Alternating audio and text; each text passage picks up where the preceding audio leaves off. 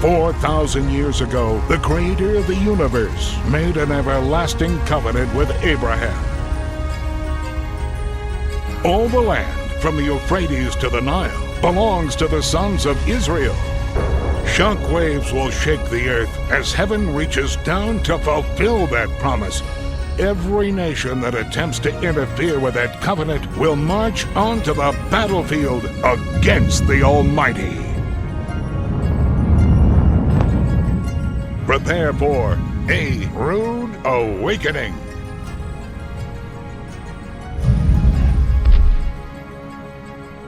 The Creator's calendar and the restoration of all things. Introducing the astronomically and agriculturally corrected biblical Hebrew calendar. With your host, Michael Rood. Shalom. This is Michael Rood in the hill country of Judea, welcoming you to this teaching on the Creator's calendar and the restoration of all things. The hill country of Judea is just one small part of the parcel of land that was promised to Abraham, his sons Isaac and Jacob, a parcel of land that goes all the way from the river Euphrates in modern-day Iraq to the great river in Egypt. Just before coming into this parcel of land, Moses gave us final instructions just before his death. And in those instructions, he told us that when we come into this land, we are not to be contaminated by the worship of the pagans that inhabited this area. It was the sons of Canaan, the grandson of Noah, that came in and settled this land. And when they came out of Babylon at the time of the confusion of languages, it was at that time that they brought their Babylonian sun god worship with them into this land. Also, the sexual perversion that Noah cursed Canaan for to begin with was also a part of their lifestyle. And so Moses, giving his final instructions, said that when you come into this land, you are not to learn the way of the heathen. You are not to learn how they worship and serve their gods and do the same thing and say you're doing it for me. He said, do not even let the name of their pagan gods come out of your mouth. You are to go into this land and expunge it of every last vestige of pagan sun god worshipers that the Canaanites brought into this parcel of land. Now, he also said that after he died, he knew by revelation that we were going to break the covenant that was made with us at Mount Sinai. We were not going to keep the commandments. We were going to add commandments to the instructions that we received from the Almighty. We were going to take away commandments. We were going to get contaminated by the world. He knew it. He spoke of these things. And he said that he was going to give us a song. We refer to it as the Song of Moses. And this song was to be repeated throughout our generations, and it was something that was going to remind us of something very important. That when we come into this land and we do get contaminated by the worship of these pagans and their pagan sun god worship, contaminated by their reckoning of time, which is based on the worship of other gods, he said that the Almighty was going to throw us out of this land, that we would be cast abroad throughout all the nations of the world. And when we are in our exile, we are going to see that the Almighty, it's as if he turns his back on us, and we don't even see him, but we do see that he fulfills his word. Now, when we are in our exile, and we are contaminated among the nations, we are no longer fulfilling our job as his priest, his representatives to the entire world. He said that at that time, this land would become a desolate wasteland. And in fact, that's exactly what happened. We are standing among the terraces that 2,000 years ago were planted. There were olive yards, there were vineyards. It was a beautiful area that people made their livelihood for thousands of years. But all of this was destroyed. And in the Song of Moses, it actually tells us that Gentiles will come from the far ends of the earth to this land and say, this is nothing but a wasteland. This is desolate. And it is because the Almighty has obviously punished his people? Well, I believe it was in the mid-1860s that a man named Samuel Langhorne Clemens, whose pen name, Mark Twain, one of the most prolific and popular authors in the world at that time, came to the land of Israel.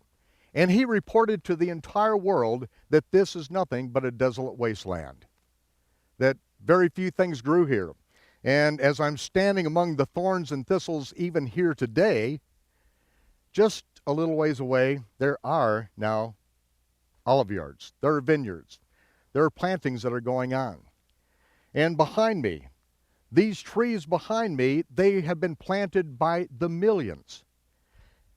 It is growing up green all over the land of Israel again because the Almighty said he would bring his people back into this land in the last days, and he would restore all things. There is a prophesied restoration of all things, and it doesn't come very easily. It comes from working among the thorns. It comes from slaving out under the hot sun to plant millions of trees. And it's one step at a time as the restoration takes place. Now, the prophet Isaiah prophesied that in the last days that Israel, which would be spread among the nations abroad, would finally come back into their land and become a nation again in one day. Now, many theologians, in fact, most Western theologians 100 years ago said that this will never happen again. Israel will never become a nation again because God has forsaken Israel. All of the covenants that God made with Israel are null and void. He has cast them aside. He's divorced them. He has nothing to do with Israel. Now he only deals with Gentiles who call themselves Christians. Yet there was a very large group of people that said, if God can break his everlasting covenants with Israel, then no one is on safe ground. They said that Israel will in fact become a nation again in one day. Now we look back just a half century and see that on May 15th, 1948, Israel did indeed become a nation in one day. That did not come without a lot of pain and without a lot of bloodshed. A lot of work has gone into restoring the things that we left behind over 2,000 years ago. And part of that restoration is the Creator's calendar, a calendar that the world basically knows nothing about, but yet it is in every page of the Hebrew Scriptures. We are living in God's universe. The world in which we live is synchronized to God's calendar in God's time clock. Whether we know about it, recognize it, live by it or not, does not make any difference to the Almighty. I learned long ago that he does not spin the universe around what I don't understand. If I get in the way, it seems like things just continue to roll on over me. But we in the Western world have grown up in complete ignorance of the Creator's calendar, of his time clock, which is clearly detailed in the pages of the Scriptures. And we have inherited a pagan reckoning of time in which every day of the week is named after a different pagan god. Every month of the year is named after a different fallen angel. Days, weeks, months, and years all begin and end on completely fictitious points in time. It's as if the hands have been stripped from the face of the clock. We have no idea what time it is, but the Almighty knows what time it is. And he has a plan and a destiny for this planet and a destiny for mankind. He has made promises that he himself will fulfill, whether we're awake, whether we're asleep, whether we realize it or not. He is the one that rules the universe, and he will bring to pass his promises. And in the last days, he is going to fulfill his promise to Abraham, that all of the land, from the great river Euphrates in Iraq, all the way to the river in Egypt, will belong to the sons of Israel. And these are the days that we are now living in, because there will be a restoration of all things. When we have grown up in complete ignorance of God's reckoning of time, which is clearly detailed in the Hebrew Scriptures, and we have inherited this pagan reckoning of time, along with it we have inherited the reckoning of time that was put in place in Babylon by Babylonian sun god worshipers. And this reckoning of time was instituted, and it was calculated to go along with the worship of Nimrod, the great grandson of Canaan. And so it's time that we strip away some of this pagan sun god worship, not only the reckoning of time, but also their celebrations, their honoring of their gods, and we go back and understand what the creator of the heavens and the earth has asked of us and how it is that we are supposed to live. Now, I am going to invite you to go with me into a record in the scriptures, in the Brit Hadashah, the renewed covenant, in which Shaul told us some very important things about the Creator's reckoning of time. In 1 Thessalonians, we are going to read in the 5th chapter a very important scripture concerning the Creator's reckoning of time. Now, I am going to be reading from the King James Version of the Bible. The King James happens to be my favorite version of the Bible because English is my mother tongue. This is what I grew up with. This Bible that I have in my hands, I have had in my hands now for over 31 years. So I've gotten to be very familiar with where these words are on the page.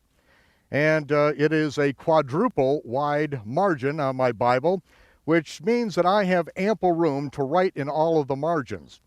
I'll never replace this. And the King James Version of the Bible will always be my favorite because in 1611, when the King James translators translated from the original text and brought it into the language of the common people in England, they did so with a very distinct purpose, and that is so that we would have the words from the original languages into a language that the people could read and understand. Now, in 1611, the English language was a lot different from what it is today. The usage of the words has changed drastically since that time. And so when I read in the English version of the Bible, when I read certain things that I don't quite understand, the first thing that I do is that I pull out an old Webster's Dictionary of the Bible. In fact, for each one of my daughters, when they reached a certain age, then I got them an old Webster's Dictionary. And the reason why I got them in Webster's Dictionary is because Noah Webster was a serious Bible student. Now, many of us recognize Noah Webster as the man, the scholar in America, who standardized the spelling of the English language. And that was a great accomplishment in itself. But I was in Noah Webster's home, which is now in Greenfield Village in Detroit, and there, under a case, is the handwritten translation that Noah did from the ancient Hebrew and the ancient Greek into the English language. Noah Webster said that that was the most important accomplishment of his entire life, to translate the Bible from its ancient languages into English. Now, why that is important for us today is that of all the accomplishments of Noah Webster, he said that that was the most important accomplishment. It's because in Webster's dictionary, he uses the English language and he also gives the definitions that fit with the ancient Hebrew and the ancient Greek. My particular favorite version of Webster's Dictionary is the 1825 edition, the International Edition, which already assumes that you understand the Greek language. That's a good place to start. And when I read the English scriptures, I need to have an old Webster's Dictionary. Now, when we don't quite understand what is written because of the English being archaic and sometimes we see things that don't quite fit, then the King James Version allows me to go back to the original languages very quickly because most of the research in the Western world, biblical research, has been done using the King James English version of the Bible, so then it goes back to the original languages. So when we see something that does not quite fit, either in our modern usage of the English language or because it just doesn't fit with the context, then we can take a step back into the ancient languages, and it's done very simply. And there are a few things that I appreciate that modern English doesn't have. Ye in Old English is the plural of you. In modern English, we don't use the plural of you, and so sometimes we're lost when we read the scriptures to know even who it's speaking of. Another thing about the 1611 King James Version of the Bible, by the way, it's not a translation. The translators made a word-by-word translation of the original languages, and then they worked to produce a version. Now, a version is when they take that translation and then form it into the proper grammar and syntax in the language in which it is speaking. I like working with translations, but it takes sometimes hours to read just a simple chapter. But in the King James Version, we are given something that's very easy in English to read. Now, in 1630, the Bible scholars in England asked the King James Version people to do something very special. Whenever the King James Version translators added words into the Bible in order to try to make it make sense in the English language, they did not denote any time that they made an addition, added a word.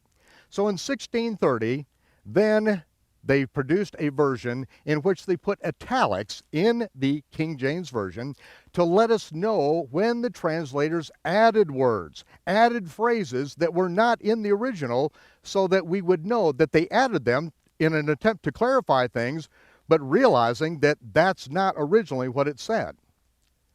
Another reason I like the King James Version is that in 1611, the letter J did not exist in the alphabet. It was about 25 years later that the letter J was added to the English alphabet and was put right after the letter Y. Why? Because the letter I has a I sound in English. The letter J has the Y sound in English. And even today, over in Europe, you don't speak of Mr. Jorgensen, it is Mr. Jorgensen, even though it's spelled with a J. When you go to Yugoslavia or go to Europe, you see that Yugoslavia is spelled with a capital J. It is the Y sound. And since there is no J sound in the Hebrew language, every time you come to the letter J in the King James Version of the Bible, when you pronounce it properly as the letter Y or Y, then you are going to be very close to the original. Such as Joshua. It's not Joshua, it is Yahshua, which is the shortened version of Yehoshua, which is Yahweh is our salvation. So anytime you see the letter J in your King James Version of the Bible, pronounce it as a Y, and you'll be very close. There are many, many things in this version of the Bible that I appreciate, but most of it is that I've had the same Bible for now over 30 years, and if there are things that needed to be studied and worked on, most likely I already have them in the margins of my scriptures, because I have had questions about the Bible as I began reading it as a young student, 17 years of age, and seriously studying the scriptures that I would pray for the answer to. Sometimes it would take decades for me to get the answer. Sometimes I had to go for 20 years to unlearn things that I'd been taught as a youth and to see a different picture develop in the scripture to where finally I understood the answer.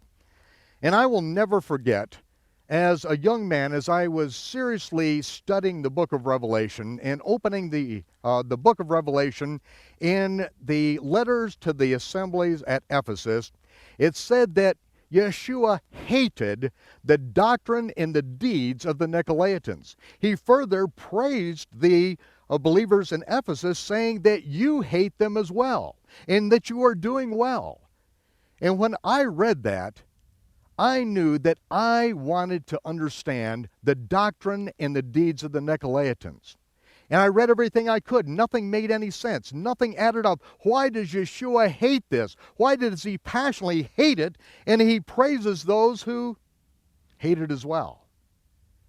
Well, I prayed in earnest prayer at that time that I would understand what it is that Yeshua hated so much because I wanted to at least be on the same page he was. And since the book of Revelation was written to the servants of the Messiah who need to know the things which must come to pass in the last days, I'm feeling that these may be the last days. And since I only have one life to live, whatever days I live are my last days anyway, but I wanted to understand this. But you know what happened? When I prayed that prayer, I had no idea that for about a decade I would be plunged into the depths of a Nicolaitan system, a Nicolaitan hierarchy, one of a prolific cult in America that manipulated, intimidated people. And when I got involved in that system and saw it from the inside, then I began to understand at that point what the doctrine and the deeds of the Nicolaitans were. And because I went through that, I then was able to help thousands and tens of thousands of people who are incarcerated in that same type of system, that same religious system, to get set free from it. I have friends who were in that system, in that cult, who are dead today. They committed suicide. I nearly lost my life. I actually lost my first marriage because of it. But through the course of that, the Almighty answered my prayer. Because of my experience in this religious cult, I am now able to effectively teach against the doctrines and the deeds of the Nicolaitans in a way that I could never have imagined if I had not gone through that. Unless I'd gone through that dark valley that brought me to the point of death in my life, I would never be able to do what I'm doing today. So now, let us open our Bibles, and I'll be reading out of the King James Version, 1 Thessalonians chapter 5, verse 1. But of the times and seasons, brethren, you have no need that I write unto you, for you yourselves know perfectly. Wait, let's stop there for just a minute. The times and seasons, that particular phrase in English, is also from the Greek, chronos and kairos. And that terminology is not only used throughout the Brit Hadashah, or as some people call it, the New Testament, but it is also found throughout the Greek translation of the Torah and the prophets, which is known as the Septuagint. The times and seasons refer to the Creator's reckoning of time. And the word seasons is the word in the Hebrew, moedim, which are the appointed times of the Lord. These are what is also referred to as the feast of the Lord. Now, if we in the Western world have grown up in complete ignorance of the Creator's reckoning of time, then when it comes to his appointed times, we also find ourselves completely ignorant in that capacity as well. In the Western world, we have basically adopted pagan sun god worship festivals that have nothing to do with truth or reality, and we've grown up knowing nothing about the feast of the Lord, which Paul says they are all prophetic shadow pictures of good things to come. They are literally the mechanism whereby the Almighty has told us the end from the beginning. And if we have grown up in ignorance of these feasts, which are detailed prophetic shadow pictures, then when we open the pages of the first four Gospels, we find ourselves understanding maybe 5% of the vast knowledge that is there. Because the Gospels did not fall out of a clear blue sky. The Gospels, the first four Gospels, are literally the fulfillment as Yahshua, the Messiah, fulfills the spring feast of the Lord. And it is showing him fulfilling the spring feast of the Lord to the very day, the very hour, the exact moment, in every detail in which we rehearse them in the temple for over 1,000 years. The fifth Gospel, the book of Revelation, details how the Messiah will fulfill the fall feast of the Lord to the very day, the very hour, the exact moment, in every detail. But in the Western world, if we've grown up knowing nothing about the feast of the Lord, if we've known nothing about Passover, the Feast of Unleavened Bread, the Bikurim, the first fruit offering, then when we read about the the death, the burial, the resurrection of Yahshua, and we read these records, we are missing most of it because we are filtering it through Good Friday, when Dagon, the Philistine fish god, is worshipped. That's why you grew up eating fish on Friday in the public school systems in America. And then we've got to filter the whole experience through Easter. Easter, when you speak the word Easter, the name Easter here in the land of Israel, everyone knows who Easter is. Easter is the name of the reincarnated wife of Nimrod, Semiramis, sent back from heaven by the gods in a giant egg on the first Sunday after the vernal equinox. The egg lands in the Euphrates River, it breaks open, and out emerges Semiramis, reincarnated as Easter, the bare-breasted goddess of sexual desire who turns a bird into an egg-laying rabbit. If what we have inherited in the Western world is basically Babylonian sun god worship and their festivals, and we do not know about his times and his Moedim, his feast, then there is no way that we can know perfectly anything. But you know, when Shaul was writing this to these believers in Thessalonica, these believers lived by the Creator's reckoning of time. Every month, at the end of the month, when the sun set, they watched for the first sliver of the new moon to appear so that it would announce the Rosh Chodesh, the beginning, the head of the month. Each year, in these fields all around Jerusalem, these fields would be planted with barley. And when that barley had reached the stage of Aviv, as it says in the scripture, that was the beginning of the year. At the new moon of the Aviv barley, that's when we began the year. It was the first month. Now, we see that we have been 2,000 years removed from the people, the culture of the Hebrew Scriptures, and we are lost in time. Neither Shaul nor these believers in Thessalonica could even imagine a day in which those who say that they believe the Bible would be raised in a culture in which no one would understand the Creator's reckoning of time. And so he writes, concerning the times and the seasons, the Moedim of Yahweh, you have no need that I write unto you. For you perfectly know that the day of the Lord so comes as a thief in the night.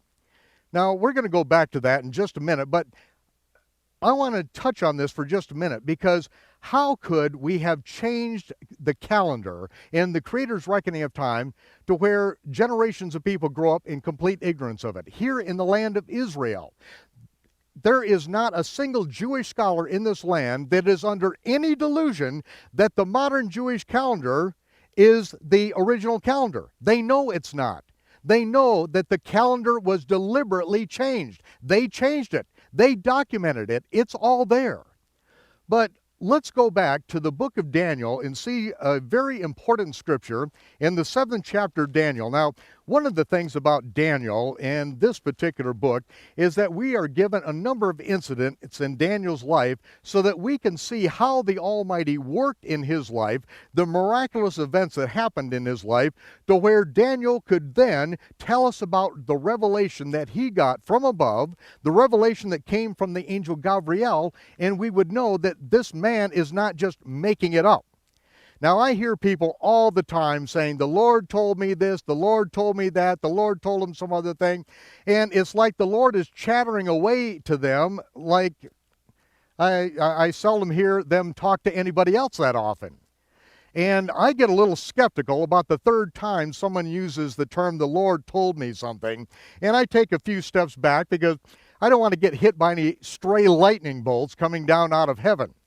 But Daniel, when we read his words, we understand that the man has understanding. We have seen the miracles happen in his life. And I am going to share a few of these miracles with you. In Daniel chapter 7, verse 25, it speaks of someone who, in this particular area, you can see that it's not the good guys. And it says that he shall speak great words against the Most High. That's a real good clue right there that whoever it is that is speaking these words is not on the right team. He's speaking against the Most High. Now, when he wears out the saints of God, it says that he shall think to change times and laws.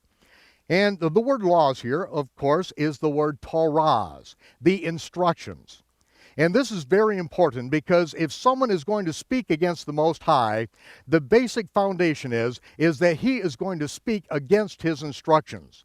The instructions which are sweeter than honeycomb to the taste. The instructions that lead men to salvation. The instructions that are life. The Creator's instructions about what this whole conscious physical experience we call life, what it's all about. And the evil one here speaks against the Torahs, against the instructions of the Almighty. Now, the most basic instruction in the Torah is this. Let me give you a little background. When Moses met with the Almighty, he asked the question, will you keep my commandments? If you will keep my commandments, I will make you a nation of priests.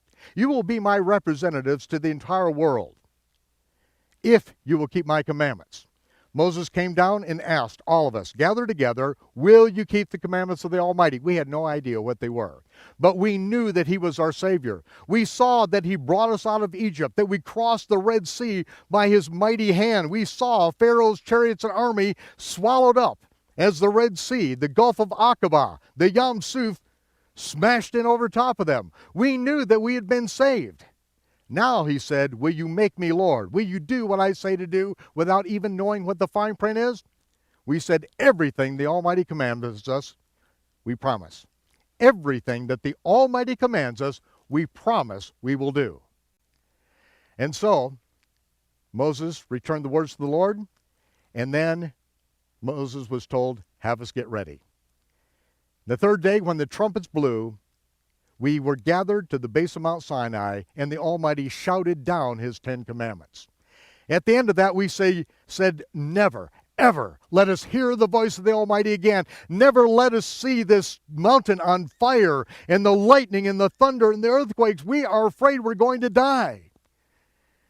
And the Lord said, they have well spoken that which they have spoken.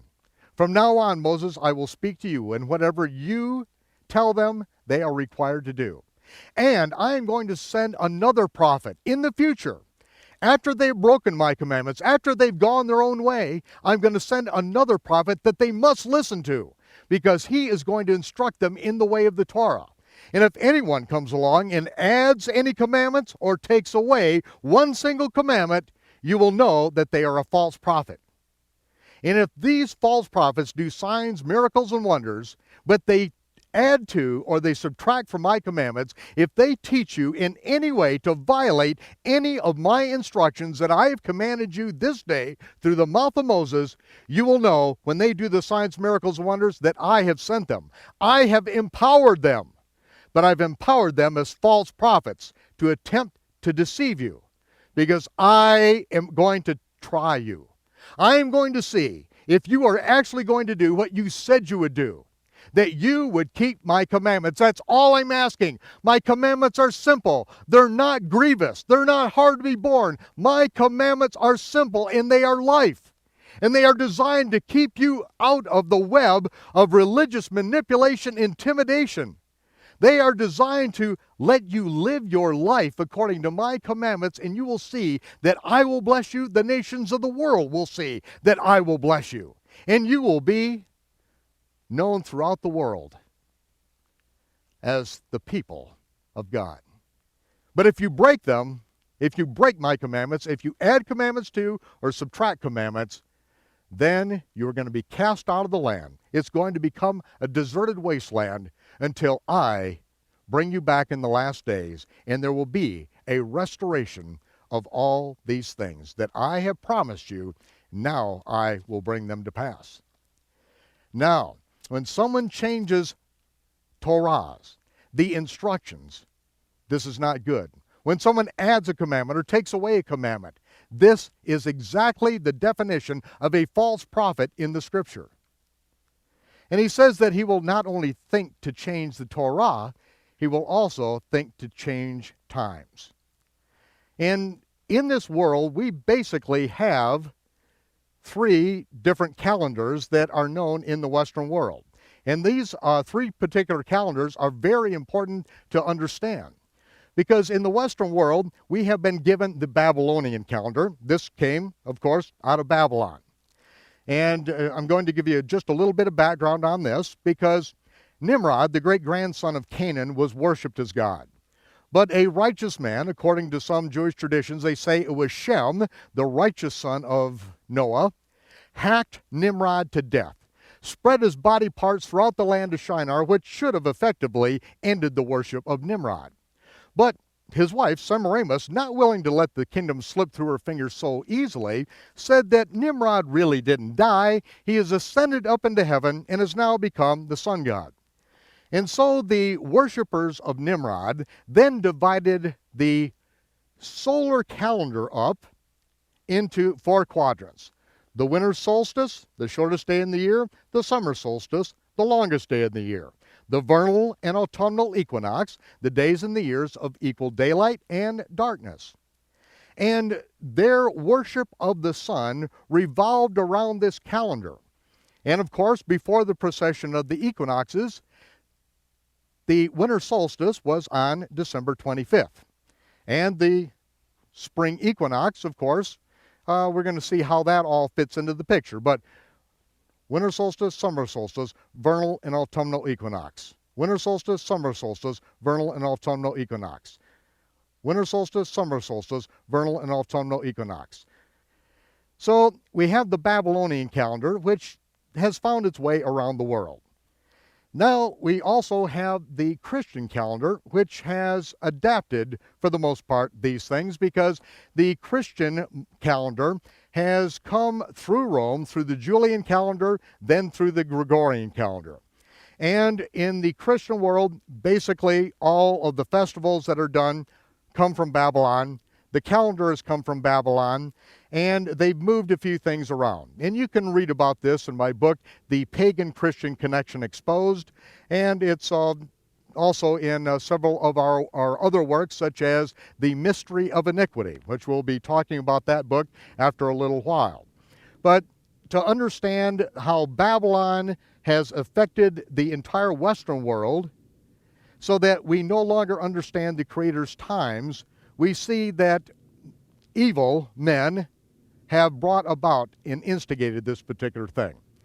Now, there is also another calendar, which is called the modern Jewish calendar. The modern Jewish calendar was a creation of a rabbinic council in the 4th century. And it was at a time that Rome had, for the most part, ejected us from the land of Israel.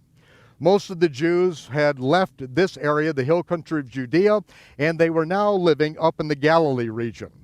And for a few hundred years, they were able to live in relative freedom, but then the Romans threw all of the Israelites out of the land. And just before they were ejected from the land, the Pharisees, which is a small faction of Judaism that had continued to grow through the years, they assembled themselves together and said, "We are going into exile." Basically, exactly what Moses said is coming to pass. Now, while we are in exile, we will no longer be in the land. We will not be able to sight the new moon and declare it from the Temple Mount in Jerusalem, light signal fires that are seen throughout the land, and so there won't be a consistent way that we can communicate with the rest of our brethren scattered over 3 continents what day of the month it is. And so we are going to have to do some calculations. They said, we're no longer going to be in the land of Israel and be able to inspect the barley crop each year to determine the first month of the year, the month in which we'll have Passover. In fact, we're not even allowed to come back into Jerusalem to hold the Passover, and the temple is destroyed, and so these things are seemingly moot, and it is the result of our disobedience. Now we're going to be scattered to the 4 winds of the heaven. So the Pharisees got together and decided to use Babylonian mathematics and use a mathematical point in time to determine the beginning of the month. It is called in Babylonian mathematics conjunction. It is the moment in time in which the sun, the moon, and the earth are all in a straight line, all in conjunction. You can't see the moon, of course, because of the light of the sun. but it is a mathematical point in time that can be calculated with great exactness. So they said from now on, instead of sighting the new moon, which would normally be seen a couple days later, instead we're going to go by this mathematical calculation. In fact, the word conjunction and vernal equinox, they're not even in the Bible. They're not even in the ancient Hebrew language. There's no words for these Babylonian terms. But they said this is what we're going to go by, conjunction. Also, we are not going to be inspecting the barley in the land of Israel, and so we are going to go by the vernal equinox, the day in the spring when there's equal daylight and equal darkness. And we are then going to calculate when we're going to do the Passover Seder in our exile according to these Babylonian calculations. In fact, they borrowed these calculations from an Arab who was from Babylon, because the Arabs also go by the new moon, but they also go by their astronomical calculations, whereas the Israelites did not use these calculations.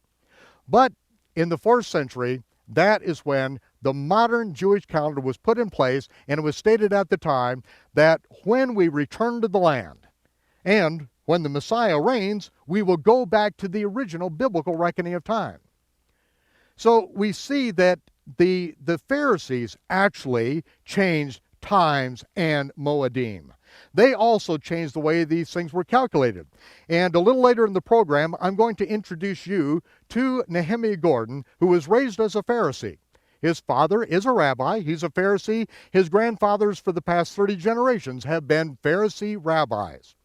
And Nehemiah, because of his background, being raised as a Pharisee, is able to take us into some of the ancient writings and explain the biblical calendar and how it was originally calculated. And I'm going to leave some of the details for him.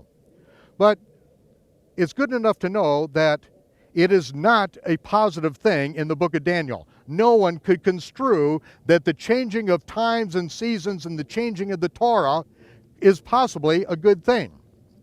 In fact, the Pharisees said that they had the authority to add commandments to the scriptures, add commandments to the Torah that was given to Moses, and they have authority to take away commandments. The very thing that we were told never ever to do, they said that they have the authority to do so. And so they have the authority to make takanot. Takanot in ancient Hebrew is in reference to and means laws which change biblical law. And anytime you add to or take away commandments, you are changing the Creator's Torah. They also say that they have the right to establish ma'asim. A ma'asim, or ma'aseh, the singular, is an act of a rabbi or a religious leader which sets a precedent for proper behavior. Now, we see this not only among the Pharisees, we also see it. I believe that Rome proclaims the same thing. I do remember the Pontifex Maximus saying very definitively, we, the Pope, are Almighty God upon earth. And we, the Roman Church, have authority over the canon of scriptures. They can change times and seasons anytime they want, because they say they have authority from heaven. Well, I'm reminded of the words of Yahshua in the very first sermon that he ever spoke that was recorded in the Gospel of Matthew. And of course we know, as the early church fathers admitted, that Matthew wrote his gospel in the Hebrew language. Yahshua taught the people in Hebrew. And the words that he recorded there, the first time that a message is recorded, he said, "Do not think for one moment that I have come to destroy the Torah or the prophets. I have not come to destroy one jot, one tittle. There is not one iota, one small letter in the Torah that will be done away with. Until heaven and earth passes, until there is a new heaven and earth, this is the instruction, and no one has the authority to add to or take away from these instructions." The very same thing that we hear from Yahshua in the book of Revelation. Anyone that adds to the words of this instruction, of this prophecy, he will be added to him the plagues written in this book. If any man takes away, subtracts from the words of this prophecy, his name will be subtracted from the book of life. That's why he spoke of the religious leaders of his day and said that unless your righteousness exceeds the most austere religionists in your society, who add commandments, who take away commandments, who make up their own religious dog and pony show, unless your righteousness exceeds theirs, you can kiss your ticket to heaven goodbye. Very strong words for Yahshua. But it goes right back to Daniel, and we see it is men in their religious systems which change the Creator's reckoning of time, which change his Moedim, his feast, and in effect change his Torah, his instructions that no one is allowed to touch. Let's return to 1 Thessalonians and chapter 5 and pick it up where we left off. But of the times and the seasons, brethren, you have no need that I write unto you. For you yourselves know perfectly that the day of the Lord so comes as a thief in the night. Now, we'll handle that as a thief in the night in a little bit, because the word as lets us know that this is a figure of speech. The day of the Lord is not a thief in the night, it is as a thief in the night. So we're going to explore that. But let's first of all take a look at this phrase, the day of the Lord. Because the day of the Lord is used throughout the Hebrew Scriptures, and even the ancient rabbis spoke of this, in that God created the heavens and the earth in 6 days, and on the 7th day he rested. What that means is that man will have his time of rule and reign upon the earth for 6,000 years, and the Messiah will rule in the 7th millennium, the day or millennium of the Lord, the Sabbath millennium. This is a phrase that is used throughout the Hebrew Scriptures, and this is what I would like to explore with you a little bit. Because the Scriptures tell us that a day with the Lord is as 1,000 years. 1,000 years is as a day. And Shimon Kefa, Simon Peter, speaks of this concerning the last days, that we are not to be ignorant of this one thing. A day with the Lord is as 1,000 years. Now, 1,000 years in biblical reckoning of time, we have to realize that creation was in the year 1. There is, in the Hebrew reckoning, the very first year is year 1. And the first millennium is the year 1 through the year 1000. The second millennium begins in the year 1001 and goes through 2000. And so on, so that by the time you get to the year 6001 from creation, which is literally 70 jubilees of years, at that point we enter into the 7th or the Sabbath millennium, the day or millennium of the Lord. Now, among Christian chronologists, there is very little disagreement with this following statement, that creation, according to the Hebrew Scriptures, took place around 4,000 years before the birth of Yahshua. And here we are about 2,000 years after the birth of Yahshua. Now, if you add 4,000 plus 2,000, you come to around 6,000. So that is why Y2K, the year 2000, was such a landmark in many people's thinking, because they knew that according to the common reckoning of time, we are nearing this point in time. Many were saying that on December 31st, 1999 at midnight, that is when Jesus is going to return.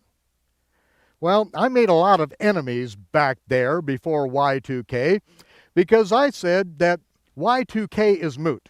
It is totally irrelevant. December 31st, 1999 at midnight doesn't begin a day. It doesn't begin a week. It doesn't begin a month, doesn't begin a year, it doesn't begin a millennium. In fact, it doesn't even begin the new millennium on the pagan calendar.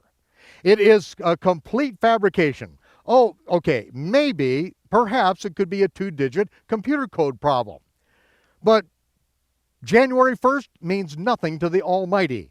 January is named after Janus, the two-headed Roman god. It has nothing to do with biblical reckoning of time. It has nothing to do with the times and seasons of the Almighty. But yet, if we know nothing about the biblical calendar, we can then be seduced, we can then be derailed, and take off on many harmful and strange behaviors. Now, this is not to say that the time was very important, because at that point we were nearing the year 6001 from creation.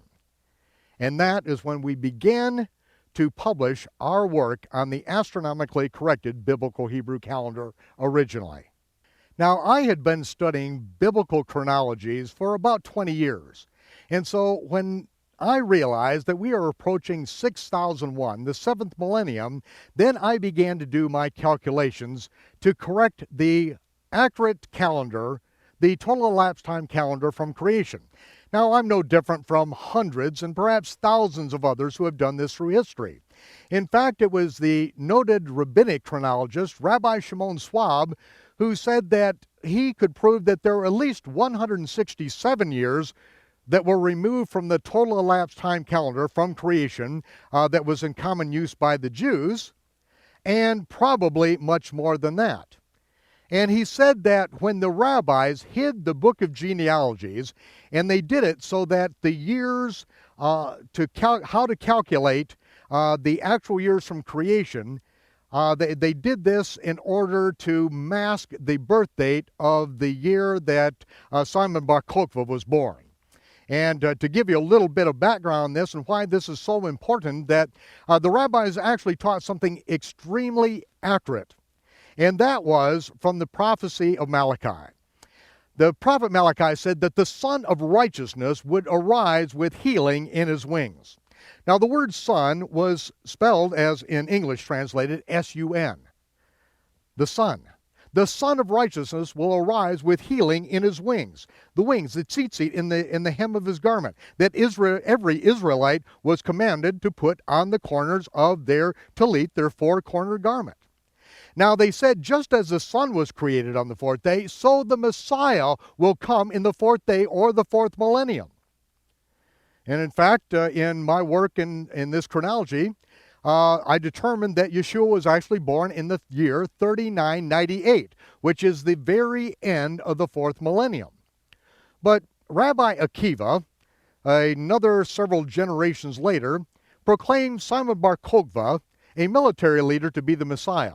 But Simon Bar Kokhba's birthday did not fall back into the fourth millennium. And so, years spent in captivity, this was the reasoning, could be subtracted from the total elapsed time calendar.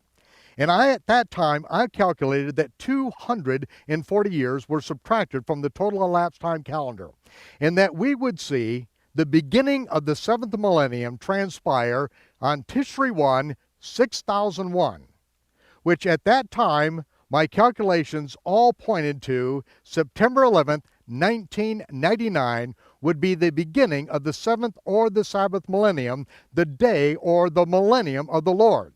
And this is what I taught for a year and a half preceding this period of time. Now, again, I did not teach that Yahshua was going to be returning on September 11th, 1999.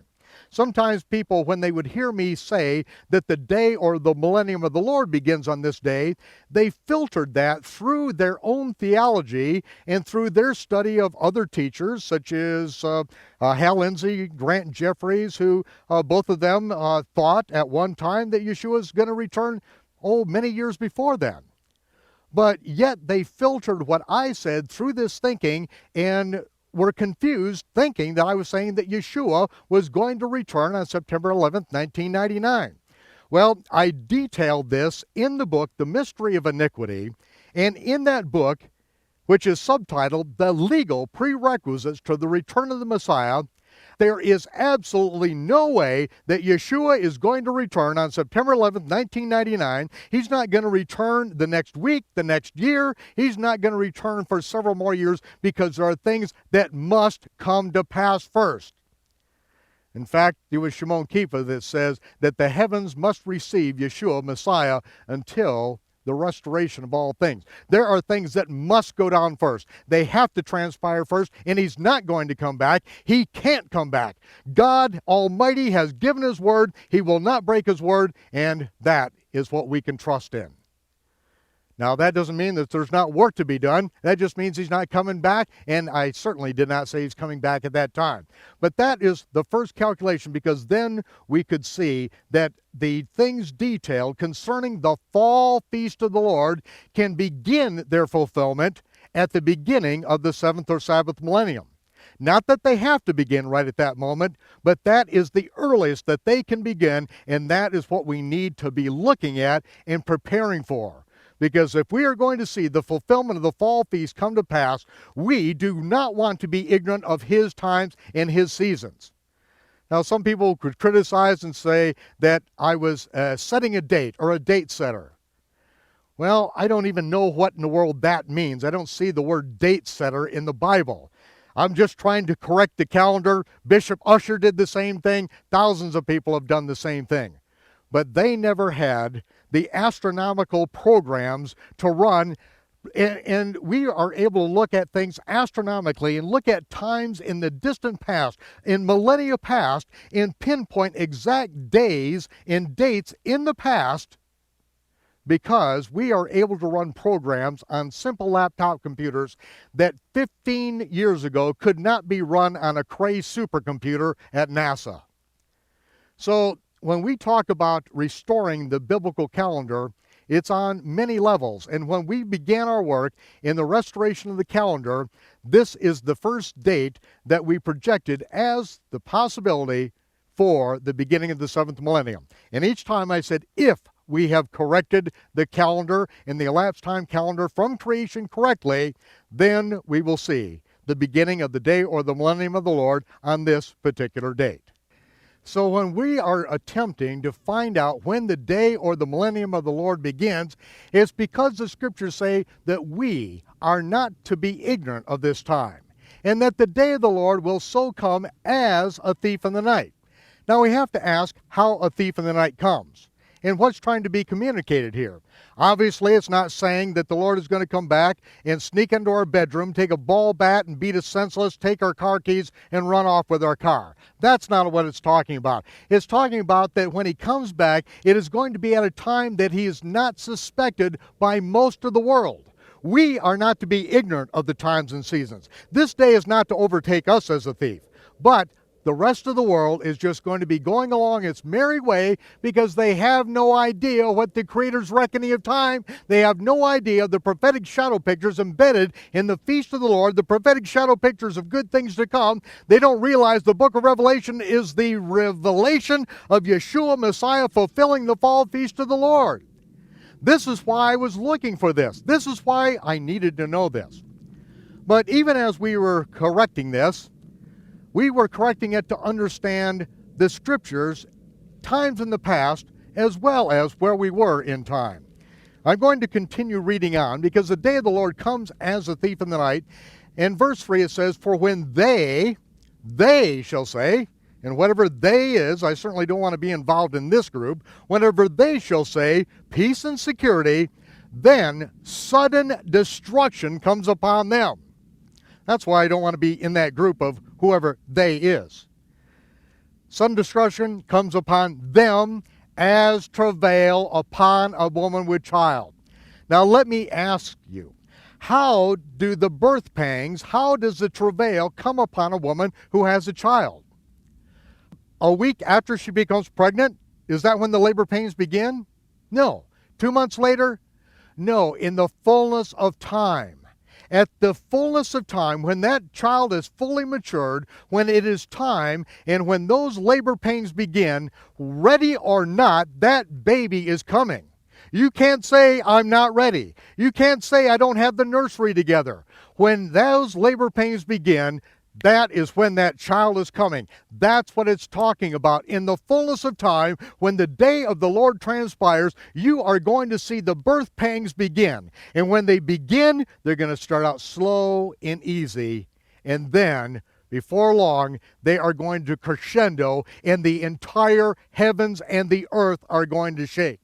Ladies and gentlemen, that shaking has already begun. And we are going to see it in its crescendo. But let's continue to read on. But you, brethren, are not in darkness, that that day should overtake you as a thief. You are all children of the light and children of the day. We are not of the night nor of the darkness. Therefore, let us not sleep as others who are sound asleep, but let us watch and be sober. They that sleep, sleep in the night. Those that are drunken in the night, absolutely oblivious to what is about to happen. But let us, who are of the day, be sober, putting on the breastplate of faith and love, and for a helmet to protect our mind, the helmet of salvation, the hope of salvation, it literally says. Salvation is something that when the captain of our salvation returns, when the Messiah rules and reigns upon the earth, that is when our salvation, our wholeness is complete. That's why it says the hope of salvation. Hope is something that is not yet attained. We have not yet attained it. But yet that salvation, that wholeness, that completeness, when the Messiah reigns upon the earth, when all things are restored, when his promises are yes, they are amen, they take place, and all the world knows, we are right on the verge of that. Now, as I mentioned, as we began our work on the biblical calendar, I was doing it to understand what's written in the scriptures, such as, if we are going to figure out the birth date of Yahshua, then we have to go by what the Hebrew scriptures tell us about Zechariah, of being of the order of Aviah, serving in the temple when the announcement is made that his wife Elisheva is going to have a child. Now, in order to understand that, we have to understand how the temple service took place, according to the ancient biblical calendar. Without a knowledge of the biblical calendar, there is no way that we can even get past the first chapter in Luke and have the slightest idea what is being spoken. Then we have other things that we have to try to figure out. What was the star that the astronomers saw? What were they looking at? What was the star that they saw in the rising that brought them to Jerusalem, saying, we have come to worship he who is born King of the Jews? We have to understand astronomy, and we have to understand the biblical calendar in order for us to put that together. Another thing that must be understood, both in the biblical calendar and also astronomy, is in Revelation 12, the great sign in the heavens. Behold, there was a great sign in the heavens, a woman, Betula, the woman, the virgin, clothed with the sun, the new moon beneath her feet, and above her head a crown of 12 stars. She laboring, travailing in birth, about to be delivered, and she brought forth the man-child who was to rule all nations with a rod of iron. Ladies and gentlemen, that is giving astronomical detail concerning the birth of Yahshua.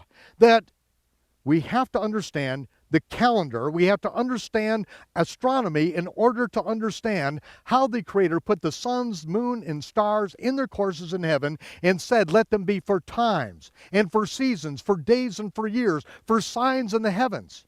He was the one that put them there. Make no mistake, he put them there for a reason, and they have continued throughout history, accurately marking out time as the giant wheels, cogs, and gears in the celestial timekeeping machinery of the Almighty.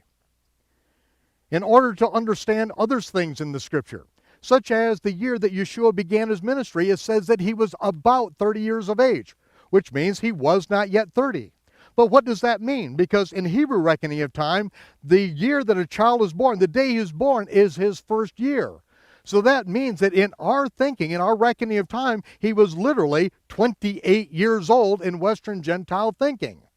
Now this has to correspond with the very first time he was at the temple, and he overthrew the changers' tables on the Temple Mount, and the religious leaders came to him and said, what sign do you show us that you have the authority to do this? And he said, destroy this temple, in 3 days I'll raise it up. And they replied, this temple has been in building 46 years, and you're going to raise it up in 3 days? Now, they didn't realize he was speaking of the temple of his body, but yet 46 years in building, this gives us a benchmark to know when the year that not only Yahshua was born, but also when he began his ministry.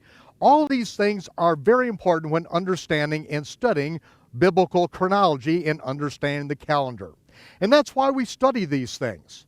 Now, if you've just newly come to faith in the Messiah and just opened the Bible for the first time, these are probably things that you've never even thought of before. You may have sat in church for the last 40 years, sitting in a pew, listening to the same sermon over again, and listening to the same invitational hymn at the end of it until you're about to go crazy, and you've never been taught these things.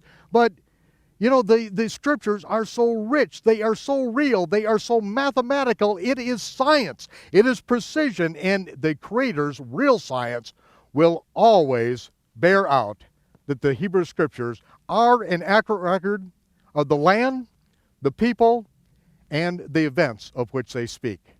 Near the end of his ministry, Yahshua said there's only going to be one sign given to this wicked and adulterous generation. It's the sign of the prophet Jonah. And it says he turned around and he departed.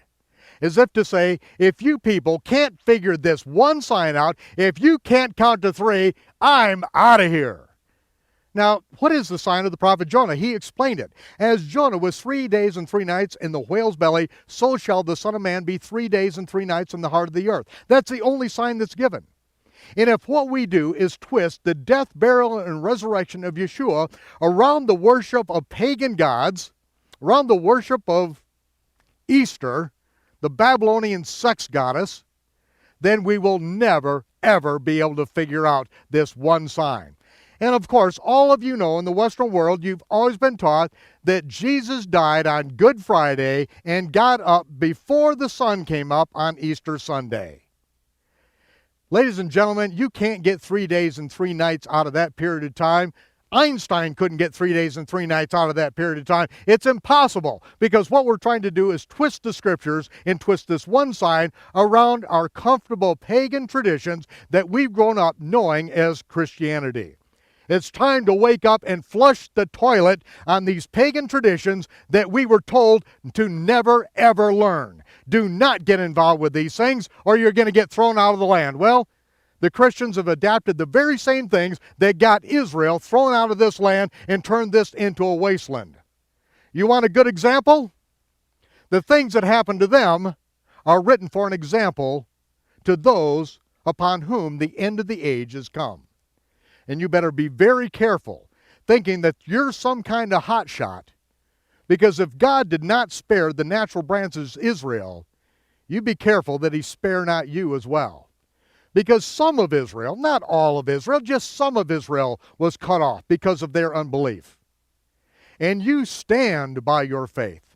You, a wild olive branch, were grafted in to the natural olive branch. You are grafted into the root, and as long as the sap, the nourishment flows into you, you are going to be changed in your character. You are going to produce good fruit. You who were once a wild olive branch bore terrible fruit, at best, if any. Now, if you abide in Yahshua, then you will bring forth much fruit. But if you do the same thing that Israel did, you beware, because you will get cut off too. Exactly what Shaul said. And here we are in this land to demonstrate the very thing. This is the demonstration. This is the demonstration the Almighty gave to the whole world, the land of Israel. And now you see that the desert is blooming. The area that no one lived in now is being populated again. He is fulfilling his things in his season.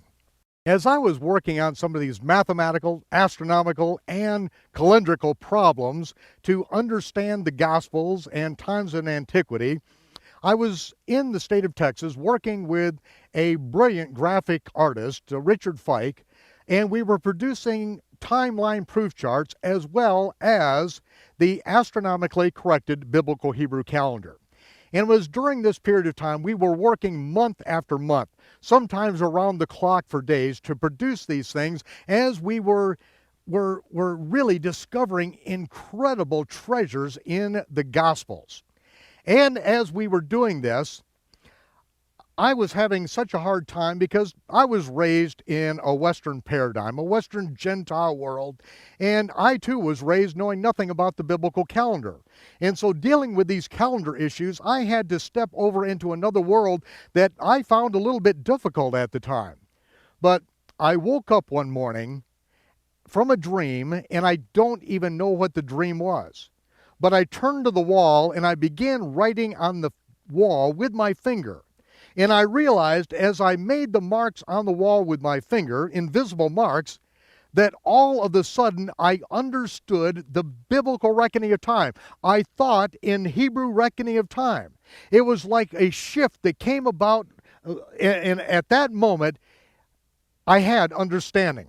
The Greeks have a word for it, is synesis. It is the point at which all the rivers flow together, all the little streams flow together and connect at one point where they make a powerful stream. And at that moment, I had synesis, and it came from not my own intellect, it just came from waking up and the Almighty putting this in my mind and in my heart. It was there. Within 2 days, we found out that the house that we were living in at that time was being sold and would necessitate us moving. But as we were praying about where to move, the phone rang. It was someone from Minnesota. I'd never met them before. They told me that they were standing in line in a department store when the person in line in front of them turned around and started to discuss with them some of my teachings concerning the calendar and the feast of the Lord. And this person then got my number, called me up and said, I have a house up in Two Harbors, Minnesota, where I had been up there teaching before. In fact, it was the first place that I actually taught, and at that point, left my work that I was doing and went on the road to teach full time.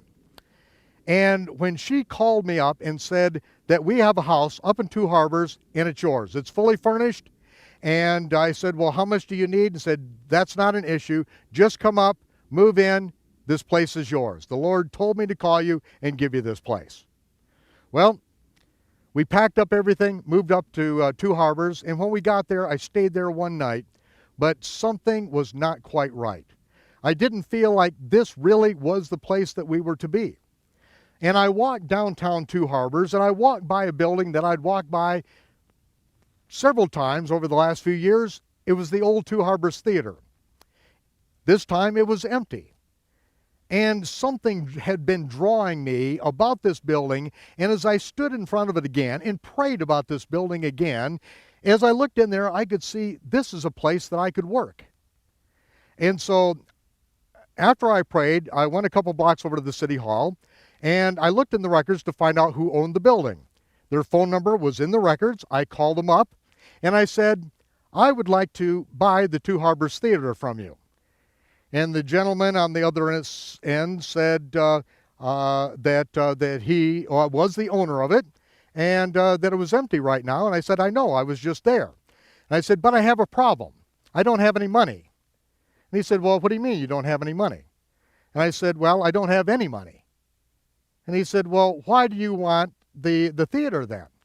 And so I went on to explain that I saw that this place, as I prayed there, that I really felt that this could be used for ministry and for helping us in our work that we were doing with the biblical calendar. And he said, well, I bought this originally for my daughter and her husband, and I had it refurbished and renovated to be ministry headquarters for them, but everything fell through and it was never used for that. He said, I don't think money is the issue. Can you afford $1? And I said, I think I could get together $1. And he said, well, let's do it this way. I'll rent it to you for the first year for $1, and after that, then we'll talk about price. We'll see how it works for you.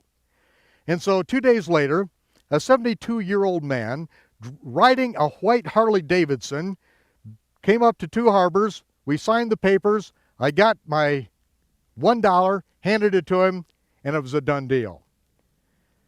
I was given one piece of equipment, and that was a large commercial copier.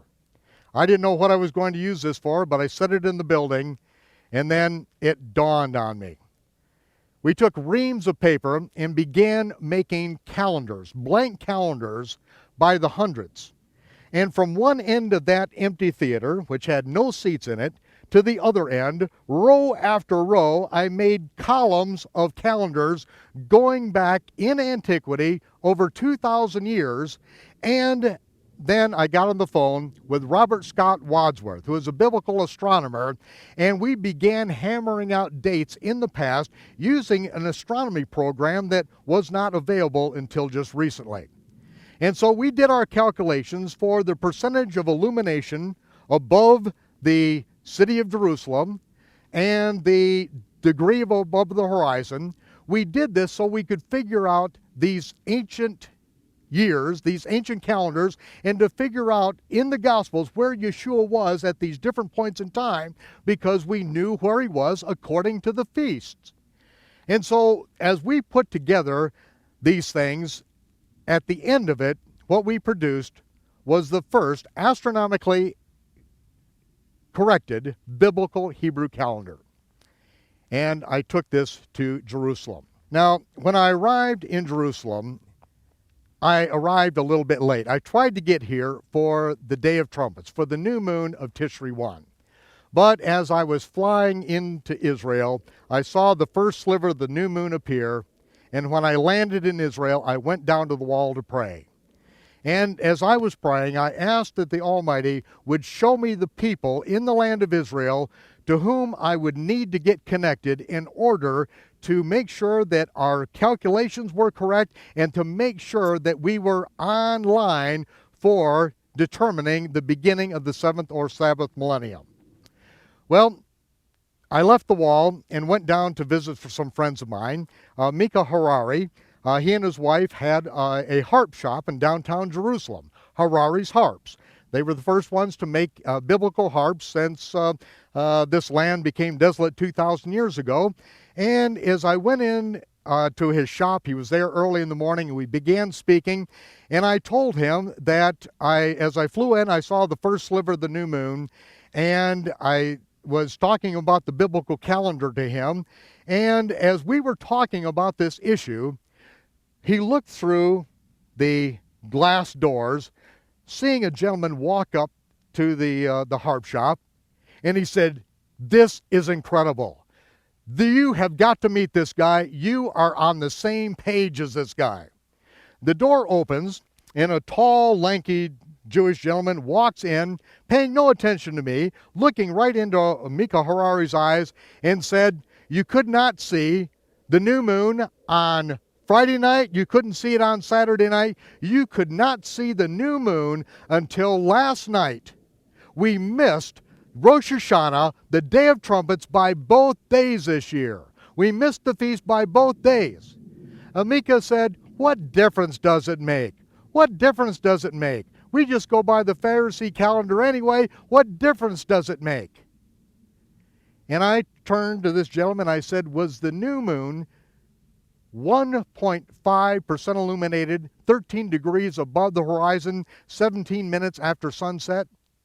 His jaw dropped, his eyes opened up, and at that moment, he knew that I knew that it makes all the difference in the world, because we were talking about the Creator's original reckoning of time. As we began to discuss things, I found that for the last 8 years that he had been keeping careful records of the sighting of the new moon from Israel. In fact, he built the roof of his house as an observatory to sight the new moon from Tekoa, where Amos was a sheep herder in the days of ancient Israel. It is from there that each month he would sight the new moon, and he would be on the telephone with sometimes hundreds of people around the land of Israel who were also inspired to restore the ancient biblical reckoning of time. These were all Orthodox Jews, all Pharisees. But yet they knew that when they entered back into the land, there would be a point in time that we would go back to the Creator's reckoning of time. Well, that began a very exciting time with Bruce Brill and our beginning to work on the calendar together. It was at the end of the Feast of Tabernacles, after working with Bruce Brill and having published an article in the newspaper here in Jerusalem concerning the astronomically corrected biblical Hebrew calendar, that we then went back to America. Hours after I landed, I was on a TBN program up in the Northwest where I met some very interesting and dear friends now. And it is there that, again, I was proclaiming Tishri 1, 6001, the beginning of the day or millennium of the Lord, would occur, according to our calculations, on September 11th, 1999. And through the years, as I was teaching that all over America, I finally then made my final plans to get back to Israel, and I arrived here just at the time of the new moon for Tishri 1. When I arrived, all was quiet. And as the days passed, I then began to question whether the calculations were accurate. See, I had corrected the modern Jewish calendar by 240 years at that point. I was determining the beginning of the year in the month of Tishri, Rosh Hashanah, which is a rabbinic tradition. And so I went out into the sheep caves of Tekoa and spent several days camping and praying and asking the Almighty to please tell me what to do.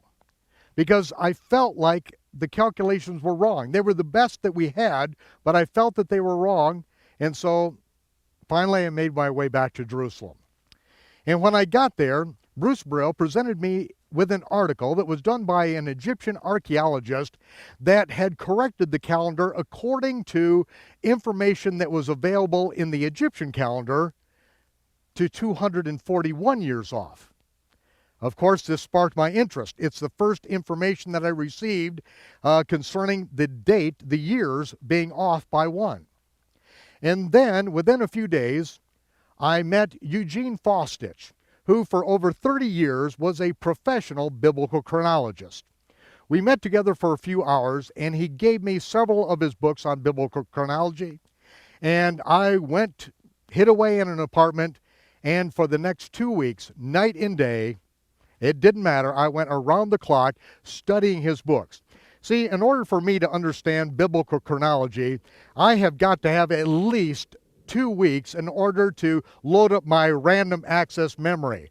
There is so much information that I have got to freshly load into my mind before I can even start thinking about biblical chronology. It's not a simple science at all. But in Eugene Faustich's work, I saw some real treasures in there that I went back to him and thanked him profusely because it set us back up on a course. Now, within just a few weeks, Bruce Brill gave me a call and said that I had been invited to attend the annual meeting of the Israeli New Moon Society. And why I was invited is because my calendar, the astronomically corrected biblical Hebrew calendar, had been making its circuit in Israel for over a year at that point, and it had gotten into the hands of some rabbinical scholars, and they knew that our calculations were dead on. They were very excited about it, and so Bruce Brill and I went to this particular meeting. Now, the meeting discussing biblical topics in Israel, it's all going to be in Hebrew. And so Bruce was my interpreter. And at the beginning of the meeting, he began interpreting everything, and then he said, I'm just going to interpret what you don't know. And so he sat there sometimes for 45 minutes, sometimes it was an hour, and he said nothing because most of this stuff was familiar to me. But it came time for the keynote speaker. And as the keynote speaker took the dais and was arranging his notes up on the table, Bruce went up to him and told him that I was there. And he looked back at me, he nodded, and the two of them left the dais and came back, and he began to speak to me. And he said that he had studied my calendar, and he said that you are beginning the year on this corrected calendar in the month of Tishri. The month of Tishri, being Rosh Hashanah, is a rabbinic tradition. It's a tradition that I've grown up with, and of course you're familiar with, but it is a tradition. That is not the original biblical calendar. Now I have to admit that many times in my studies and my thinking, I default to rabbinic teaching just because that is where most of the information has come from. When people look at modern Judaism, they look at the teachings of the rabbis and they see that rabbis, being a sect of the Pharisees, that's actually one contingency of of the Jewish people. It's not all of their scholarship by any means. And as he told me that there is something that I need to do to make the final corrections so that the calendar is absolutely accurate. And then on the corner of a sheet of a paper, he wrote down a name and a phone number. He wrote it very small. He tore it off and put it under the end of his thumb. And as he stood there, he said, "You need to give this person a call as quickly as possible."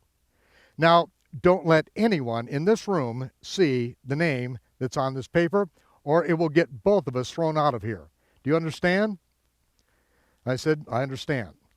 Now, I didn't understand why we get both of us thrown out of here, but I understood I didn't want to get thrown out, and this was to be a secret. So he removed his thumb. I put my thumb over it, rolled it to the edge of the table, curled it up in a ball, slipped it in my pocket, and the next morning, we were sitting at a cafe in downtown Jerusalem with a gentleman named Nehemiah Gordon.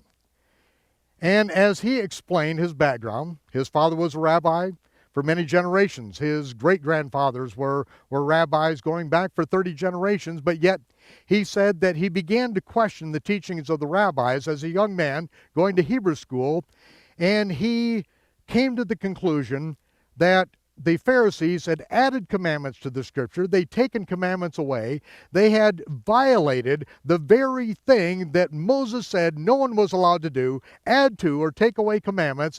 And he said that he himself had decided to become a scripturalist. The ancient Hebrew term is karaite. Kara being the ancient Hebrew word for scriptures, and so a karaite is one who only goes by the Hebrew scriptures and does not accept any proposed authority by the rabbis and accepts none of their innovations or their teachings as far as what righteousness is, and he certainly didn't accept their calendar. Well, in that meeting with Nehemiah, then I understood why the Pharisees, the Orthodox Jews, knew that he carried information that was absolutely vital to the restoration of the calendar, and that's what that meeting was all about. But yet they didn't want to acknowledge him because he refused to acknowledge their authority to have changed the calendar in the first place. Nehemiah explained that the Karaites throughout history were the ones that refused to accept any of the rabbinic traditions and instead only went by the Hebrew scriptures. And they also were the group of Jews who kept the biblical calendar, and it was actually part of their culture and part of their wedding ceremony to swear to keep the original biblical calendar. As Nehemiah began to detail these things, he then knew that we were very familiar with the astronomically corrected calendar, the sighting of the new moon in Israel, but the particular part that Nehemiah had been working on for 10 years, and the very part that the Pharisees, the ultra-Orthodox Jews who were working on the restoration of the calendar, the very thing that they knew that he had that was essential in reestablishing the original biblical calendar was the reestablishing of the agricultural term Aviv. Now I'm going to let Nehemiah give you much more detail on this, but I'm going to give you just enough so that you understand where we were at this point. Nehemiah went on to explain that it was in the month of the Aviv that we came out of Egypt. And it is in the month of the Aviv we were commanded to keep the Feast of Unleavened Bread. And during the Feast of Unleavened Bread, on the day after the weekly Sabbath, we are to present the first fruits of the barley harvest in the temple as the wave offering. It is only after that wave offering that is done are we then allowed to eat of the barley of that year's harvest. And so the barley, being Aviv, has always been the benchmark for the beginning of the year. Whether it's the vernal equinox, whether there are conjunctions, no matter what is going on astronomically, that is not how the Creator told us to keep time originally. Nehemiah had worked now for over 10 years in establishing what the agricultural term Aviv means. And according to all of the rabbinic, all of the Orthodox scholars in the land of Israel, Nehemiah Gordon is without a doubt the expert in this field, and that is why they sent me to Nehemiah to ferret out these particular details. Well, when we met that day, we found it so interesting in our relationship together. He said, "Can we meet tomorrow?" And just Nehemiah and I met, and we sat there for hours and hours that day. And that is what began our relationship in working together on these things. Over the next few weeks, we planted 8 barley fields in the land of Israel. Some of these fields we planted in the very places that the Levites had planted them, so that they would have the first fruit harvest in immediate access to the temple during the temple period. And this was the first time that barley was planted in Israel in nearly 2,000 years in order to reckon the Aviv barley in the land. Now, before I get to the point of beginning the year 6001, I want to illustrate how important this is. Because it was in the spring of the year 2000, as we were preparing the biblical calendar, each year now, we are producing the astronomically and agriculturally corrected biblical Hebrew calendar. And so to produce the calendar, we have to wait each spring until the barley is Aviv before we can even produce our calendar. Now, of course, people want calendars earlier. They want them for January. They want them a half year early. And we just can't help them because we don't know when the barley is going to be Aviv. Our calendar is dependent upon the Creator's times and seasons, not according to our convenience. Most people want calendars for their convenience so they can plan ahead. But the Almighty says, my calendar is so that you're dependent upon me. And we're not going to say, today or tomorrow we're going to do such and such. We're going to say, as the Lord wills, we will do such and such. In the spring of 2000, when the barley was Aviv, we then established the calendar, we printed the calendar, and it was that time I began to teach. If we have accurately corrected the calendar this year for the Aviv barley, then we are going to see violence erupt in Jerusalem before sundown on September 28th of 2000. Again, if we have accurately corrected the calendar this year, we are going to see violence erupt in Jerusalem before sundown, September 28th of 2000. Several times on national radio, different seminars in front of thousands of people, I repeated this. This was not because of some angelic revelation from heaven. This was simple calculations. Now, I have made inaccurate calculations doing biblical chronology before. I will probably do it again just because we're dealing with math and I am not Einstein. But on this particular thing, I said that if it is corrected, we are going to see violence erupt. Now, it's history. Just before sundown on September 28th, Ariel Sharon, who was not yet Prime Minister of Israel, ascended up on top of the Temple Mount, and he opened the 37th chapter of a book of Ezekiel. And he read the last day prophecy of Ezekiel. It is the revelation where the Almighty told him to take 2 sticks. On one, he is to carve on it Judah.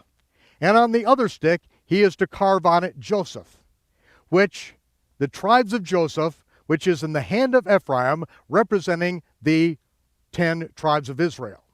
He is to take these 2 sticks and put them together in his hand, and he is to proclaim before the people that the Almighty will rejoin the tribe of Judah with the tribes of Israel, and they would be one in his hand. As he read that last day prophecy of Ezekiel concerning the restoration that the Almighty said would take place, the violence erupted on the Temple Mount, the bloodshed began, and that is the moment that the second intifada, the second Arab uprising began, and within weeks, buses were being blown up through the city streets of Jerusalem. There is no question today that just before sundown on September 28th of 2000, the violence erupted on that day.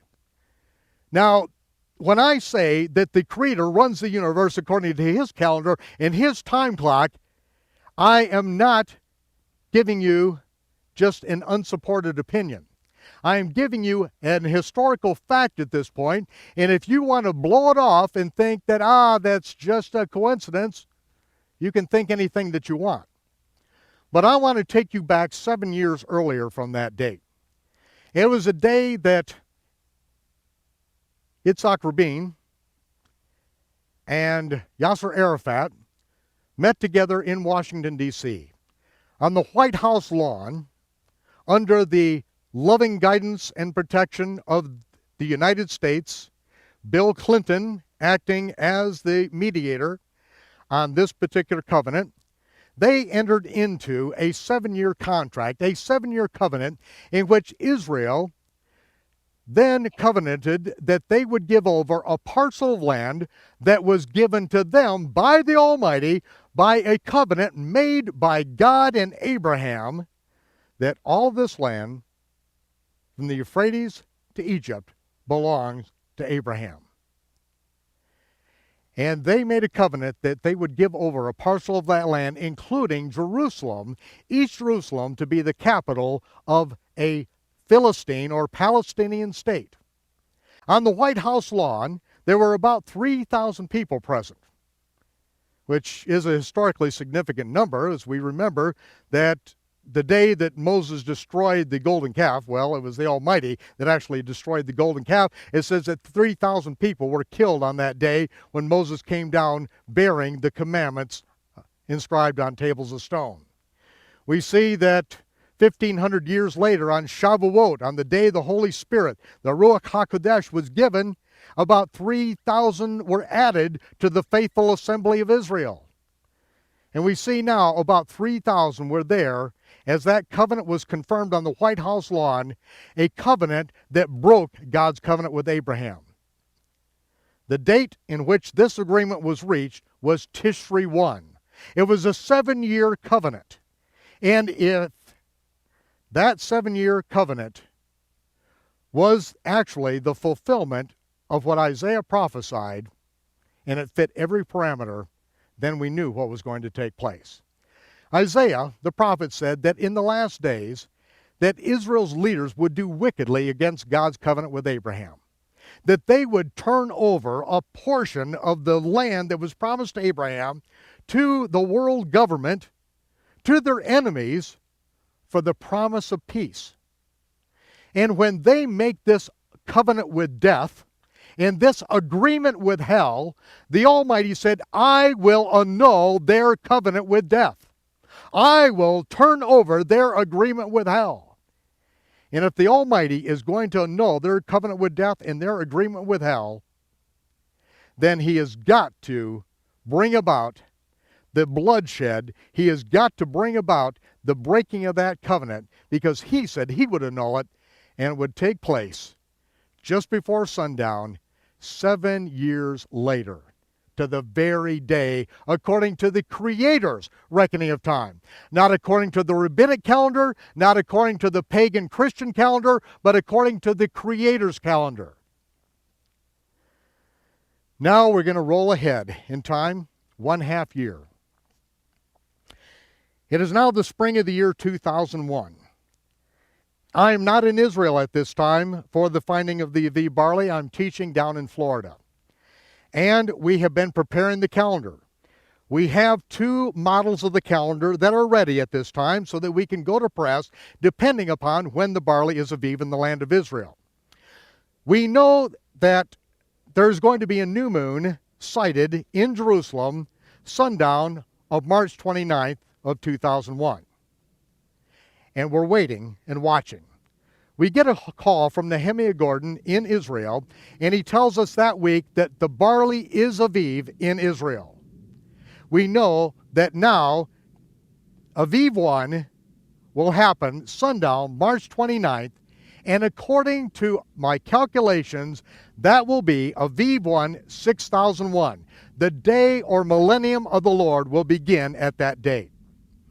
Now, I'm a little nervous about this because I had projected in the past that September 11th, 1999 would begin the day or millennium of the Lord, and that was using rabbinic calculations, assuming that the beginning of the year was in the month of Tishri. And because of the answer to the prayers and the leading of the Almighty, he kept on plugging me into more information, but now I'm sitting right at the time that the new moon is seen, and the following day is the first day of the week. I'm in Florida. I get together my staff in the hotel room, and we pray together and ask for confirmation, because it's time to send this out for publication. And I have no choice. I am putting at the top of the calendar year Aviv 1, 6001. The day or millennium of the Lord begins. And again, this is not going to be the return of the Messiah. It's just the beginning of the 7th millennium, the day of the Lord. Remember, Yohanan, was taken ahead in time. He was taken to the day of the Lord and given revelation about that time. This is a time that we're anticipating. This is a time we're looking for. Well, as we got together and prayed, I was burdened. I had to have some confirmation. In just a few minutes, the phone rang, and it was a Messianic leader in Florida that I had been wanting to meet for years. I'd heard much about him, and he asked if I could meet with him at a particular hotel in just a couple hours, and I said, I will be there. So we all packed up from where we were staying at a particular hotel, and went over to this other hotel not too far from Disney World, and there we sat and had coffee for a couple of hours. And as we were concluding our fellowship there together, then the doors to the grand ballroom opened up, and out emerged, right at the time we were standing up to leave, the grand exit of the Freemasons of Florida. They were all dressed up in their full regalia. It was quite a sight. It was breathtaking as they were all exiting the grand ballroom. And as they left and the ballroom was empty, I thought to myself, I know that the two pillars in front of Solomon's temple, the pillars of Jachin and Boaz, are represented in all the Masonic temples around the world. This is what I was told. And I thought perhaps they had some kind of representation in their portable meetings that they were doing. And so all of us went into the meeting room, and I didn't see any pillars there. I didn't see any accoutrements representing some of the articles in the temple. But what we did see over the dais was this huge banner, and it said that this was the 172nd annual meeting of the Order of Freemasons of Florida. And I looked at that and I was just amazed. And I mused over this. 172 annual conventions. 172 years of this, right here in Florida. I don't know very many people that are even that old. I was amazed, 172 years. And as I was standing there looking at this, one of our staff picked up the annual budget proposal for the Freemasons of Florida for the year. As we looked around, it was the only one in the room, and they picked it up and read it, and we thought, well, this wasn't supposed to be left behind. But the logo right on the front of it had the logo of the Freemasons of Florida, and it said the year that it was established. And as the paper was handed to me, I looked at the year that it was established. I quickly calculated that if they had 172 annual conventions, that the first one that they had was the year that it was established. And so I quickly calculated and saw this is the year 6001, according to the Masons. And everyone's standing around, you're kidding me. And we started, working the calculations. There was a little dissent on this. Are we sure about this? And as we looked around, there wasn't a Mason to be found in any direction. They'd been there for 4 days. They were gone. So we got back in our car, went back to the hotel room, and I was burned about this. I said, we've got to go back to that hotel. I've got to find a Mason. Is this not what we prayed for, the confirmation of 6001? And look what happened.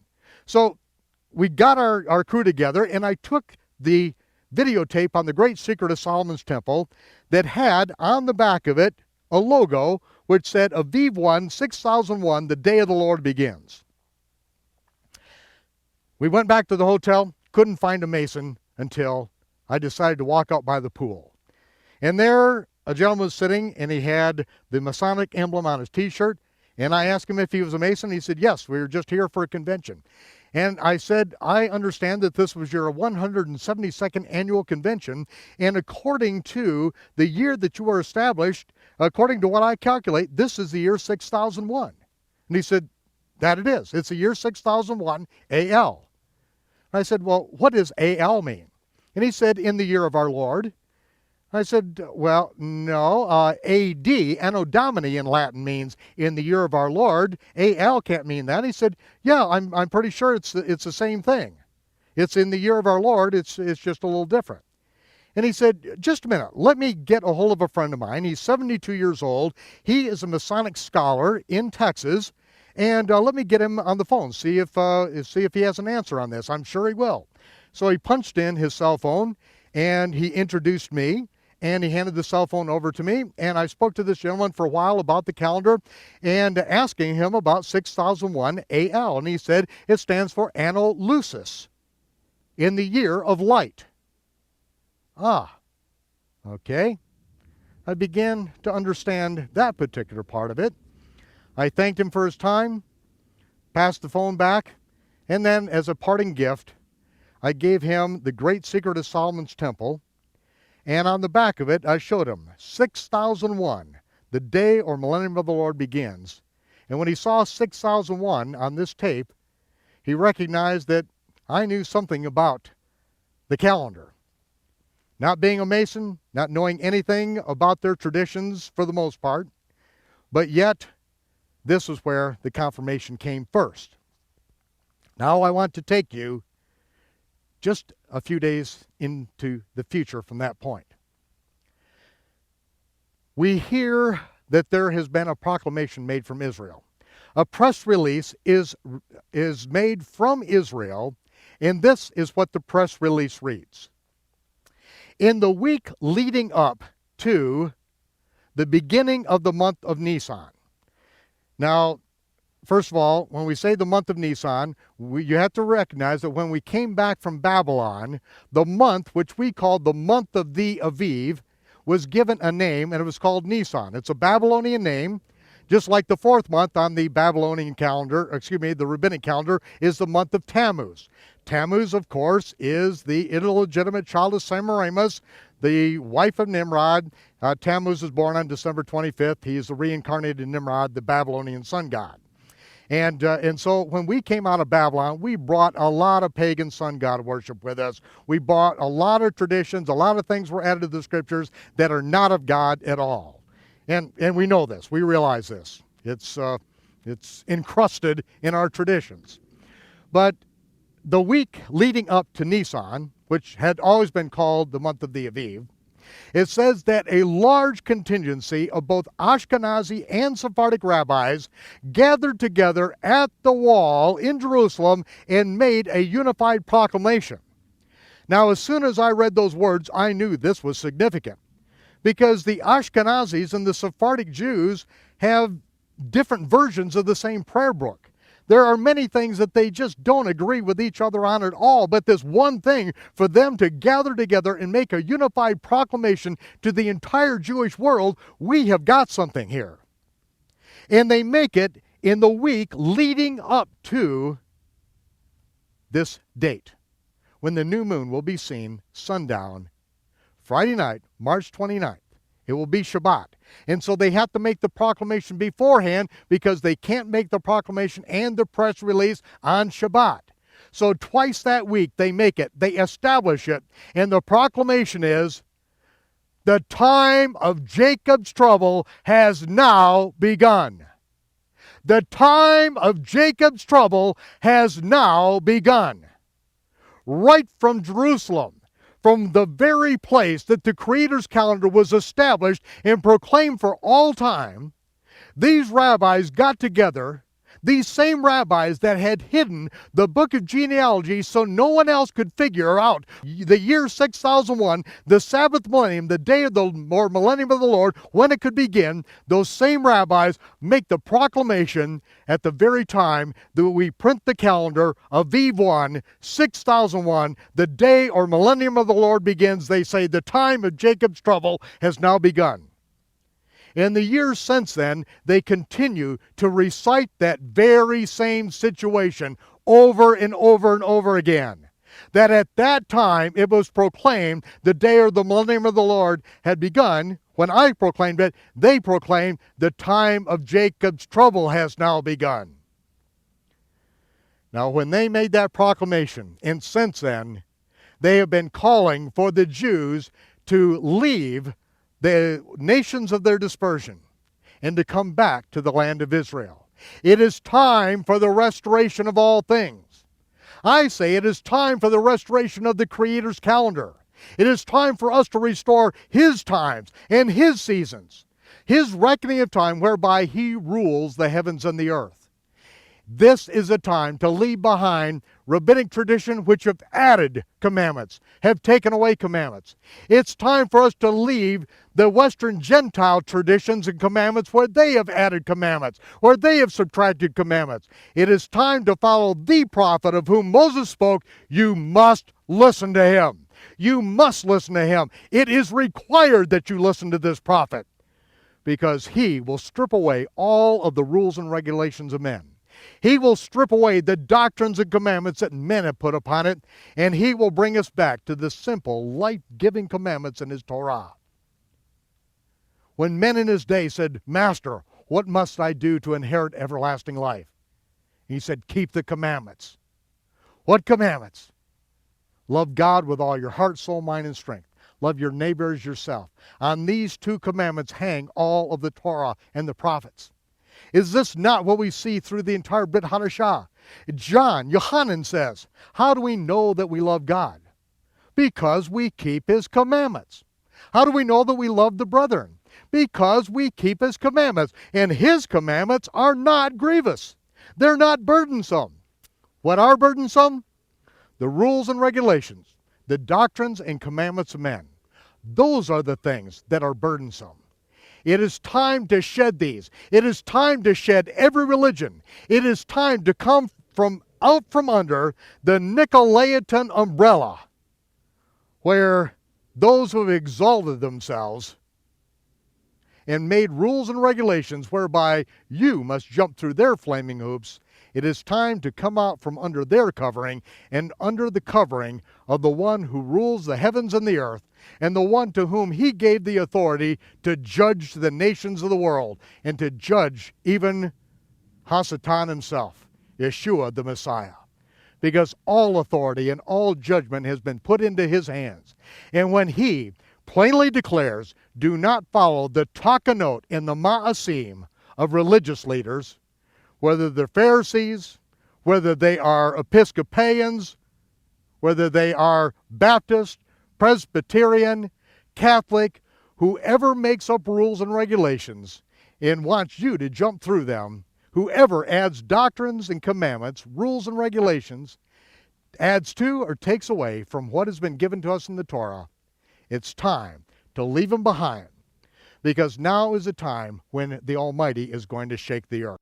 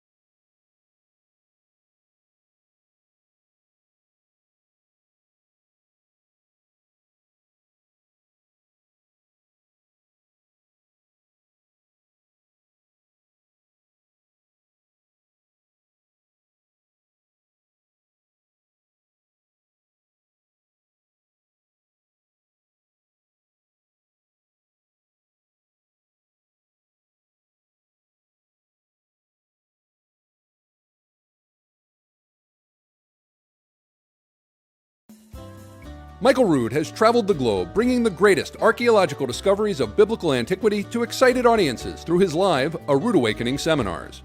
Now, individuals, families, home study groups, and congregations around the world can experience these same life-changing teachings that have captivated viewers of all ages. These revolutionary seminars are available on VHS and DVD, as well as many on audio cassette. All timeless treasures that will inspire and provoke you to a deeper spiritual walk. Michael's new groundbreaking A Rood Awakening television series is available on VHS and DVD. Collect the entire series as a comprehensive set of instructional tools for the entire family. And join Michael in the land of Israel as he explores the scriptures from a Jewish or Hebrew perspective. Log on to our website or call or write today for your free Rood Resources catalog and receive a complimentary Rood Review 60-minute video sampler to share with friends, family, and complete strangers. In the fall of 2002, A Rood Awakening Tours was launched and immediately distinguished itself by conducting the most exciting tour in modern-day Israel. Hosted by Michael Rood, we abandoned the canned Christian itinerary and discovered our heritage as seen through the eyes of our ancestors, Abraham, Isaac, Jacob, and Messiah Yahshua.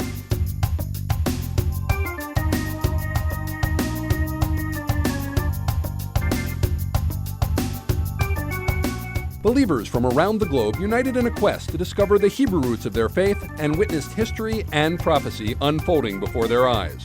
Join us as we once again explore the ancient land of Israel. Leave your Western Gentile mentality behind and come experience the living scriptures from a Jewish or Hebrew perspective. Prepare for A Rood Awakening, Tours of Israel. It's not just a tour, it's an extravaganza. Contact us for dates and information about our upcoming A Rood Awakening tour.